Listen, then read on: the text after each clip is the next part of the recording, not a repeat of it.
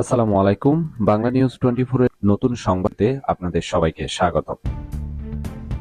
এইমাত্র পাওয়া সকল আপডেট সংবাদ। মার্কিন প্রেসিডেন্ট ট্রাম্পকে ধন্যবাদ জানালেন প্রধান উপদেষ্টা। বাংলাদেশের উপর আরোপিত শুল্ক 3 মাসের জন্য স্থগিতের ঘোষণা দেওয়ায় মার্কিন যুক্তরাষ্ট্রের প্রেসিডেন্ট ডোনাল্ড ট্রাম্পকে ধন্যবাদ জানিয়েছেন প্রধান উপদেষ্টা অধ্যাপক ডক্টর মোহাম্মদ ইউনূস। রাষ্ট্র এখনো শেখ হাসিনার ফ্যাসিস্ট সংবিধানে চলছে, বলছেন ফরহাদ মজুহার। দার্শনিক ও রাষ্ট্রচিন্তক কবি ফরহাদ মজুহার বলেছেন, গণ অভ্যুত্থান যখন হয় তখন এটা আইন মেনে চলে না, এটা আইন ভাঙার জন্য হয়। আইন ভেঙে আবার যারা গণ অভ্যুত্থান করলো তারা নিজেদের নতুন করে গঠন করার জন্য নতুন ব্যবস্থা, নতুন আইন, নতুন সংস্কৃতি সৃষ্টি করবে। কিন্তু আমরা উল্টাটা করেছি। বাংলাদেশে বিনিয়োগ বাড়াতে আগ্রহী 3 বহুজাতিক কোম্পানি। বাংলাদেশে বিনিয়োগ সম্প্রসারণের আগ্রহ দেখিয়েছে 3টি আন্তর্জাতিক প্রতিষ্ঠান। এগুলো হলো স্পেন ভিত্তিক খুচরা পণ্য বিক্রেতা ইন্ডিটেক্স, সিমেন্ট উৎপাদনকারী লাজাস হোলসিম ও চীনের পোশাক খাতের কোম্পানি হান্ডা ইন্ডাস্ট্রিজ। সর্বশেষ জানিয়ে দেব, ব্রাজিলের অভিযোগে কঠিন শাস্তির সংস্কায় আর্জেন্টিনা। এতক্ষণ শুনছিলেন সংবাদ শিরোনাম, আবার পুরো বিস্তারিত। মার্কিন প্রেসিডেন্ট ট্রাম্পকে ধন্যবাদ জানালেন প্রধান উপদেষ্টা। বাংলাদেশের উপর আরোপিত শুল্ক 3 মাসের জন্য স্থগিতর ঘোষণা দেওয়ায় মার্কিন যুক্তরাষ্ট্রের প্রেসিডেন্ট ডোনাল্ড ট্রাম্পকে ধন্যবাদ জানিয়েছেন প্রধান উপদেষ্টা অধ্যাপক ডক্টর মোহাম্মদ ইউনূস। প্রধান উপদেষ্টা ভেরিফাইড পেজে ডোনাল্ড ট্রাম্পকে ধন্যবাদ জানিয়ে একটি বার্তা পোস্ট করা হয়।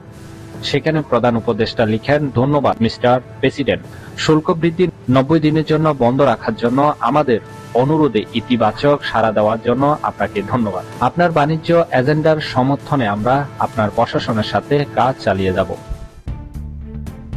রাষ্ট্র এখনো শেখ হাসিনার ফ্যাসিস্ট সংবিধানে চলছে, বলছেন ফরহাদ মজুহার। দার্শনিক ও রাষ্ট্রচিন্তক কবি ফরহাদ মজুহার বলেছেন, গণ অভ্যুত্থান যখন হয় তখন এটা আইন মেনে চলে না, এটা আইন ভাঙার জন্য হয়। আইন ভেঙে আবার যারা গণ অভ্যুত্থান করলো তারা নিজেদেরকে নতুন করে গঠন করার জন্য নতুন ব্যবস্থা, নতুন আইন, নতুন সংস্কৃতি সৃষ্টি করবে। কিন্তু আমরা উল্টাটা করেছি। লক্ষ্মীপুরে প্রবন্ধ আলোচনা, বৈষম্য বিরোধী কবিতা ও গণসংগীত অনুষ্ঠানে প্রধান অতিথির বক্তব্যে তিনি এসব কথা বলেন। জেলা সাহিত্য সংসদের ব্যানারে লক্ষ্মীপুর সদর উপজেলা পরিষদ মিলনায়তনে এই আয়োজন করা হয়। অনুষ্ঠানে ফরহাদ মজুহার বলেন, আমরা জীবন দিলাম, মুগ্ধরা জীবন দিল, জীবন দিয়ে আবার শেখ হাসিনার হাতে ক্ষমতা তুলে দিলাম। শেখ হাসিনা তো নাই, তাহলে কিভাবে ক্ষমতা তুলে দিলাম? শেখ হাসিনার ভূত এখনো দেশে আছে, এই ভূতের নাম সংবিধান। বাংলাদেশে বিনিয়োগ বাড়াতে আগ্রহী 3 বহুজাতিক কোম্পানি। বাংলাদেশে বিনিয়োগ সম্প্রসারণের আগ্রহ দেখিয়েছে 3টি আন্তর্জাতিক প্রতিষ্ঠান। এগুলো হলো স্পেন ভিত্তিক খুচরা পণ্য বিক্রেতা ইন্ডিটেক্স, সিমেন্ট উৎপাদনকারী লাজাস হোলসিম ও চীনের পোশাক খাতের কোম্পানি হান্ডা ইন্ডাস্ট্রি। ঢাকায় চলমান 4 দিনের বাংলাদেশ ইনভেস্টমেন্ট সামিট 2025 এর 3য় দিনে এক সংবাদ সম্মেলনে এসব তথ্য তুলে ধরেন বাংলাদেশ বিনিয়োগ উন্নয়ন কর্তৃপক্ষের নির্বাহী চেয়ারম্যান আশিক চৌধুরী। তিনি জানান, আগামী মাসে চীনের বাণিজ্য মন্ত্রী প্রায় 200 জন সম্ভাবনা বিনিয়োগকারীকে সঙ্গে নিয়ে বাংলাদেশ সফরে আসার পরিকল্পনা করেছেন, যা দেশের বিনিয়োগ সম্ভাবনাকে ইতিবাচকভাবে প্রভাবিত করবে।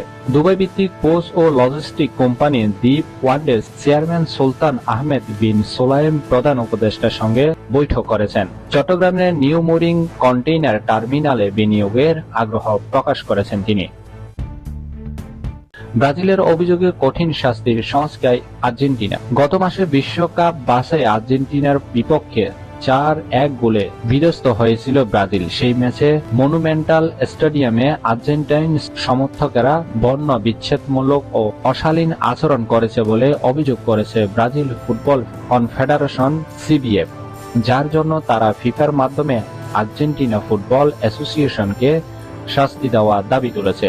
সিবিএফ দাবি করেছে, একজন আর্জেন্টাইন দর্শক এক ব্রাজিলিয়ান সমর্থককে বানরের মতো অঙ্গভঙ্গি করতে দেখেন এবং সেই ভিডিও প্রমাণ হিসেবে তারা জমা দিবে। এই অভিযোগ সত্য প্রমাণিত হলে আর্জেন্টিনাকে বড় ধরনের শাস্তির মুখে পড়তে হতে পারে। এর আগে ম্যাচে বিলম্ব, বর্ণ বিদ্বেষী আচরণ ও নিরাপত্তাহীনতার কারণে ফিফা চিলিকে 50% গ্যালারিতে বন্ধ রাখার শাস্তি দিয়েছিল। সে কমিয়ে আনে তবে তারা স্পষ্ট জানিয়ে দেয় পুনরায় এমন কিছু ঘটলে শাস্তি আরো কঠোর হবে। এই ছিল এখনকার গুরুত্বপূর্ণ সংবাদ। এরকম গুরুত্বপূর্ণ সংবাদগুলো সবার আগে আপডেট পেতে চাইলে অবশ্যই চ্যানেলটি সাবস্ক্রাইব করে রাখুন। সাথে থাকার জন্য আপনাকে অসংখ্য ধন্যবাদ।